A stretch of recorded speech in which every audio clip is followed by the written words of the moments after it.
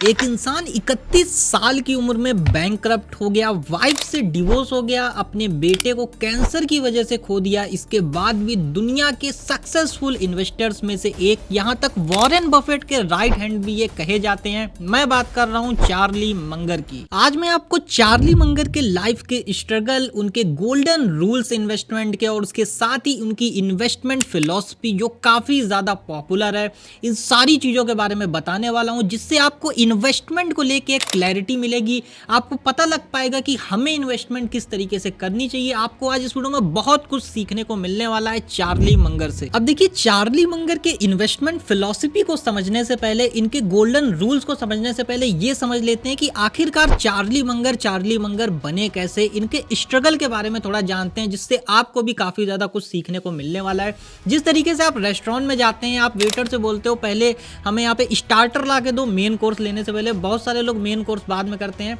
उसी तरीके से यहाँ पे हम पहले चार्ली मंगर के यहाँ पे स्ट्रगल के बारे में डिस्कस करते हैं कि वो कैसे यहाँ पे अपने इन्वेस्टमेंट्स को बिल्ड किया, उन्होंने क्या क्या उन्होंने अपनी लाइफ में फेस किया। देन इसके बाद हम बात करेंगे इनके गोल्डन रूल्स के बारे में, जिसको आप भी अप्लाई कर सकते हो और अपनी वेल्थ को क्रिएट कर सकते हो। चार्ली मंगर ने अपनी जिंदगी की शुरुआत एक नॉर्मल मिडिल क्लास फैमिली से की।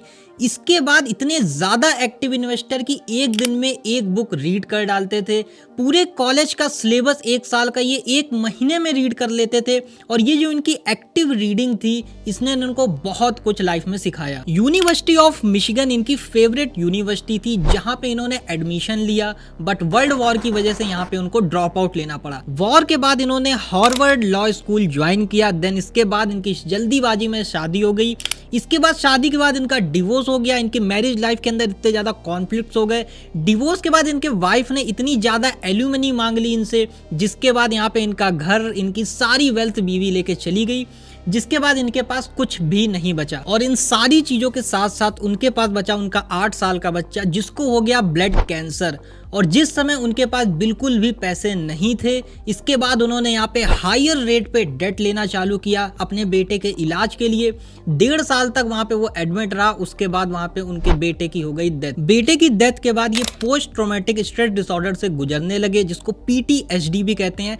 अक्सर आज के टाइम पे इतनी सारी प्रॉब्लम्स अगर किसी की लाइफ में आ जाएंगी तो पक्का या तो वो ड्रग एडिक्ट बन जाएगा या तो सुसाइड के केस में चला जाएगा।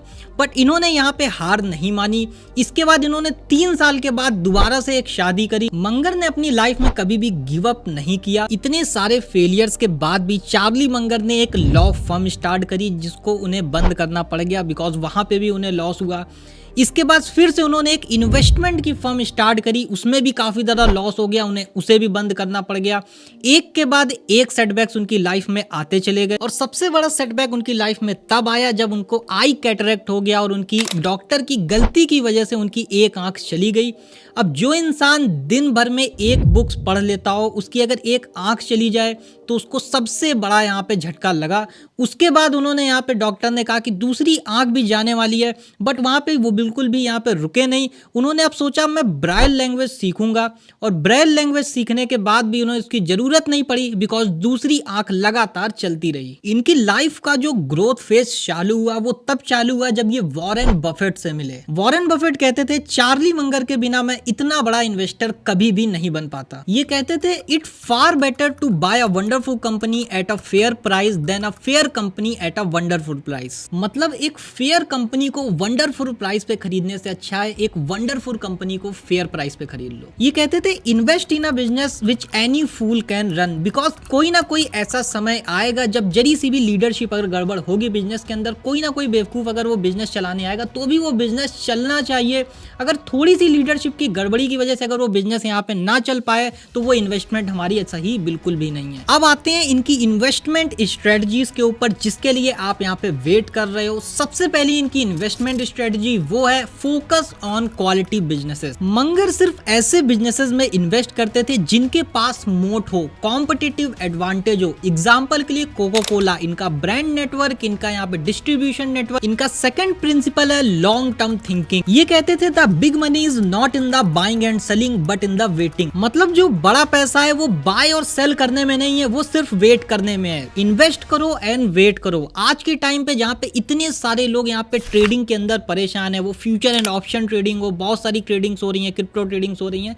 इनका मानना है जो भी लोग इन चीज़ों में पड़े हुए हैं वो कहीं ना कहीं गैम्बलिंग के अंदर इन्वॉल्व हो रहे हैं।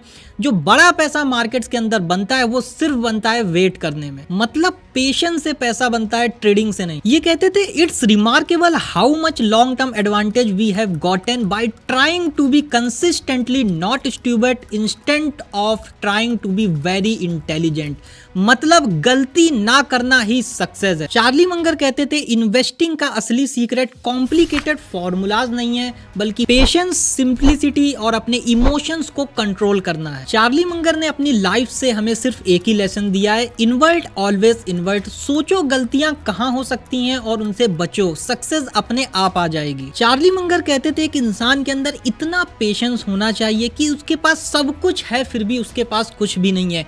आज के टाइम पे जहां पे लोगों के पास थोड़ा सा भी अगर पैसा आ जाता है उसके बाद वो ईएमआई पे खर्च करना स्टार्ट कर देते हैं, आईफोन परचेज करते हैं, थार परचेज करेंगे ईएमआई पे, स्कॉर्पियो परचेज करेंगे सिर्फ दिखाने के लिए, शो ऑफ के लिए।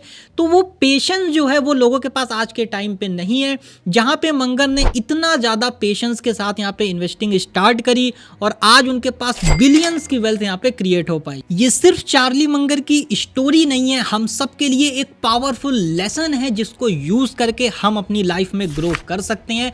आपको चार्ली मंगर का कौन सा कोट इंस्पायर करता है आप कमेंट सेक्शन में बताइएगा। एंड मैं सोच रहा था चार्ली मंगर के इन्वेस्टमेंट लेसन्स के साथ साथ आगे चल के एक इसके ऊपर वीडियो बनाया जाए, वॉरेन बफेट के क्या इन्वेस्टमेंट लेसन्स हैं। आपको क्या लगता है ये कमेंट सेक्शन में बताइएगा। एंड चैनल पे अगर आप फर्स्ट टाइम आए हैं और ऐसी और भी वीडियोस चाहते हैं तो सब्सक्राइब करे बिना बिल्कुल भी मत जाइएगा। मैं मिलता हूं आपसे नेक्स्ट वीडियो में, तब तक के लिए जय हिंद एंड गुड बाय।